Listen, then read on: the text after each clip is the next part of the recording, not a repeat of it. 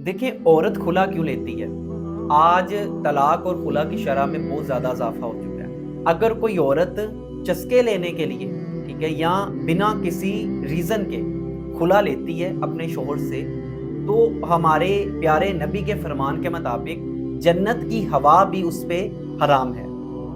लेकिन कुछ ऐसी वजूहात होती हैं, जब आप रोज़ स्लो पॉइज़न की तरह, ज़हर की तरह अपने उस रिश्ते की वजह से या तो ज़हनी मरीज़ बनते हो या आप डेली मरते जाते हो, ठीक है। मैंने अभी पीछे एक वीडियो रिकॉर्ड करवाई थी कि किन वजूहात की बिना पे औरत खुला ले सकती है। तो अगर वैसी कोई वजह ऐड हो तो औरत खुला ले सकती है।